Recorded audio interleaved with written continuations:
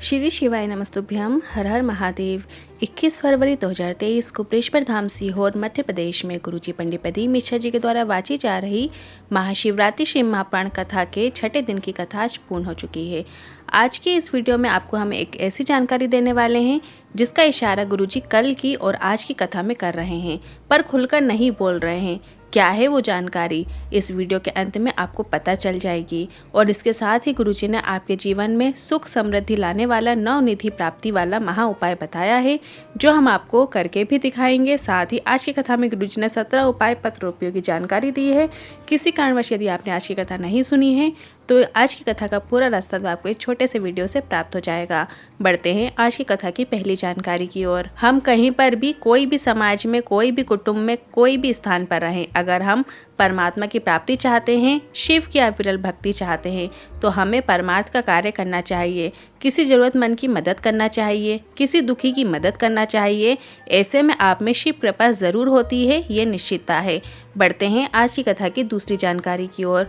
गुरुजी ने कहा, हम भगवान को मंदिर में ढूंढ रहे हैं, तीर्थों में ढूंढ रहे हैं, पर आपको निस्वार्थ भाव से, पूरी भक्ति से अपने अंदर परमात्मा ढूंढोगे और आप अपने अंदर काम, क्रोध, लोभ, आसक्ति, तृष्णा को दूर कर दोगे तो भगवान तुम्हारे पास आकर खड़ा हो जाता है।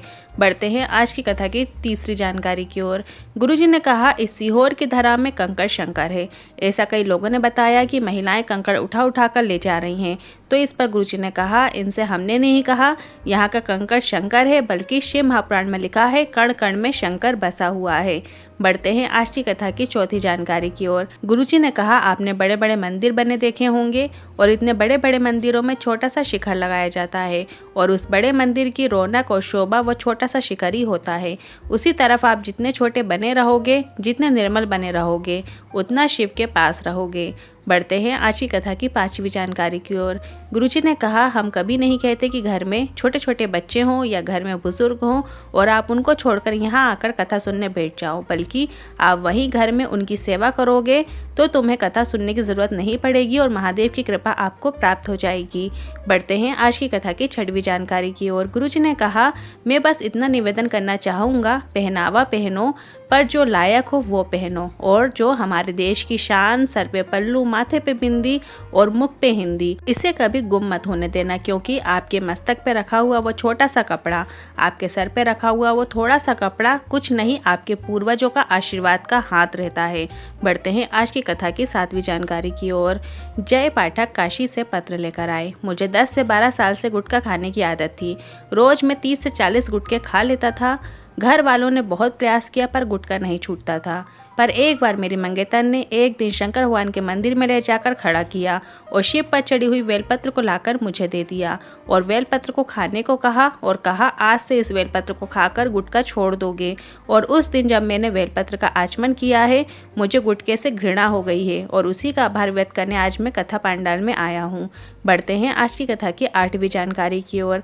गुरुजी ने बताया, महादेव ने माता पार्वती से कहा, केवल एक शिवलिंग की पूजा करने वाला केवल शिवलिंग की पूजा नहीं करता, बल्कि वो शिवलिंग के साथ साथ 33 कोटि देवी देवताओं का भी पूजन कर देता है। बढ़ते हैं आज की कथा की 9वीं जानकारी की ओर। आज की कथा में गुरुजी ने नवनिधि प्राप्ति का विशेष उपाय बताया है, काफ़ी अच्छे से समझाया है, जिसकी जानकारी शायद ही गुरुजी ने आज से पहले कभी दी होगी। तो इस जानकारी को आप देखिए और ध्यान से समझिए। गुरुजी ने बताया, जब आप शिवलिंग पर त्रिपुंड बनाते हैं तो इस त्रिपुंड की हर एक लाइन में 9 देवी देवता होते हैं और त्रिपुंड में कुल 27 देवी देवताओं का निवास होता है। और जो प्रथम रेखा होती है, जो हम पहली रेखा खींचते हैं, उसमें 9 देवियों का निवास होता है और त्रिपुंड की दूसरी रेखा में नवग्रहों का निवास होता है। जो नवग्रह होते हैं वो उनका निवास त्रिपुंड की दूसरी रेखा में होता है। और महादेव पार्वती से कहते हैं, जब मेरे मस्तक पे तीसरी रेखा कोई खींचता है, जब वो तीसरी रेखा मुझ पर कोई लगाता है और मैं 9 निधि उसे प्रदान कर देता हूँ और 9 निधि से हमें महादेव की कृपा प्राप्त होती है और घर से जीवन में कभी किसी भी चीज़ की कमी नहीं होती है और हमारे जीवन में हमेशा सुख समृद्धि बनी रहती है। तो 9 निधि की प्राप्ति के लिए आपको शिवलिंग में त्रिपुंड बनाना है। बढ़ते हैं आज की कथा की 10वीं जानकारी की ओर। गुरुजी ने कहा, अगली कथा इंदौर के पास वेतबा में होगी। यह कथा 28 फरवरी से 6 मार्च 2023 तक होगी और उस कथा का नाम नवनिधि शिव महापुराण कथा होगा और कथा में आपको नौ निधि के बारे में जानकारी दी जाएगी, क्योंकि नौ निधि का वर्णन शिव चालीसा, हनुमान चालीसा, राम रक्षा स्तोत्र, गायत्री चालीसा और सरस्वती चालीसा में आता है। अष्ट सिद्धि नौ निधि के दाता अस्वर्दीन जानकी माता, ये तो हम सुनते हैं, पर नौ निधि है क्या, उसकी जानकारी आपको अगली कथा में, जो कि वेदवा में रहेगी, वहां से आपको प्राप्त हो जाएगी। बढ़ते हैं आज की कथा की 11वीं जानकारी की ओर। आज 21 फरवरी को फुलेरा दूज है और आज गुरुजी ने सभी को फुलेरा दूज की शुभकामनाएं दी और कहा आज का ही वो दिन है जिस दिन भोलेनाथ को धतूरा अर्पित किया गया था। ये धतूरा वो है जो महादेव को अर्पित करने से हमारे जीवन के सभी कांटे दूर हो जाते हैं। बढ़ते हैं आज की कथा की 12वीं जानकारी की ओर। गुरुजी ने कहा आपको अपनी बेटी के लिए पेट्रोल पंप वाला लड़का ढूंढने से पहले अच्छे व्यक्तित्व वाला लड़का देखना है और जो भगवान पर विश्वास हो, सनातनी हो, इस प्रकार के लड़का ढूंढना है। और अपने बेटे के लिए भी आपको कार वाली लड़की नहीं देखनी है, आपको अपने लड़के के लिए संस्कार वाली लड़की ढूंढनी है, तभी घर में ही सुख की प्राप्ति हो सकती है। बढ़ते हैं आज की कथा की 13वीं जानकारी की ओर।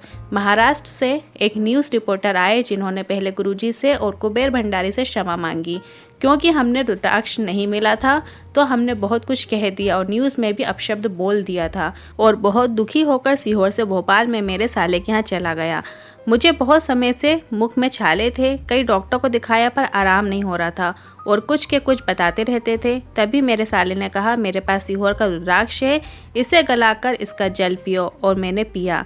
मेरे साले ने रात में रुद्राक्ष को पानी में गला दिया, सुबह शंकर भगवान की शिवलिंग के ऊपर चढ़ाया और फिर वो जल प्राप्त किया और उस जल को जब मैंने पिया तो मेरे छाले 1.5 घंटे के अंदर ठीक हो गए। उसी समय मैं कुबेर भंडारी की महिमा समझ गया और नतमस्तक हूँ और सभी से मैं क्षमा चाहता हूँ। बढ़ते हैं आज की कथा की 14वीं जानकारी की ओर। अमिता सिन्हा जी पत्र लेकर आई। मेरे बेटे ने बीटेक किया है और कई बार हार जाने के बाद उसने आपके बताए अनुसार शंकर पर बेलपत्र चिपका के अंतिम परीक्षा देने चला गया और उसका एसडीओ के पद पर चयन हो गया है। उसी का आभार व्यक्त करने कथा पंडाल में आए हैं। बढ़ते हैं आज की कथा की 15वीं जानकारी की ओर। ममता जी पत्र लेकर आई। मुझे 2018 में स्तन कैंसर की बीमारी बताई गई और खर्चा 5 लाख का बताया गया। डॉक्टर ने ऑपरेशन का भी बोल दिया और हमने ऑपरेशन करवा लिया। इसके कुछ महीनों बाद मुझे फिर से गांठ हो गई और अब डॉक्टर ने ऑपरेशन की भी मना कर दिया और बोल दिया कि अब सिर्फ 9 महीने और जी सकती हो, अब तुम्हारे पास 9 ही महीने हैं। मेरी दीदी ने श्री महापुराण कथा सुनने को कहा और बाबा पर 1 लोटा जल चढ़ाने को कहा। मैं मंदिर जाती, जल चढ़ाती और थोड़ा सा जल औषधि रूप में प्राप्त करके उसका आचमन कर लेती और थोड़ा सा जल स्तन पर लगा लेती, पर इसके बाद भी आराम नहीं हुआ। एक गांठ और हो गई। इसके बाद नवंबर 2022 में कुबरेश्वर धाम में मैंने अपने एक रिश्तेदार को भेजा। उन्होंने फाइल दिखाकर रुद्राक्ष प्राप्त किया और कंकर शंकर को प्राप्त कर ले आए। इसके बाद मैं कंकर शंकर की पूजा करती, रुद्राक्ष को जल में गलाकर उस जल का आचमन करती और 15 दिन बाद टाटा मेमोरियल में जांच के लिए गई तो डॉक्टर ने कहा तुम्हारी गठान अब गल चुकी है, तुम्हारा कैंसर समाप्त हो चुका है। उसी का आभार व्यक्त करने कथा पंडाल में आई हूँ। बढ़ते हैं आज की कथा की 16वीं जानकारी की ओर। गुरुजी ने कहा जांच कराओ, डॉक्टर को दिखाओ, दवाई खाओ, सब कुछ करो जो डॉक्टर कह रहे हैं, पर दवाई खाते समय आप कुंदकेश्वर महादेव का नाम ज़रूर लें, उनका स्मरण ज़रूर करें, बाबा की कृपा ज़रूर होगी। बढ़ते हैं आज की कथा की 17वीं जानकारी की ओर।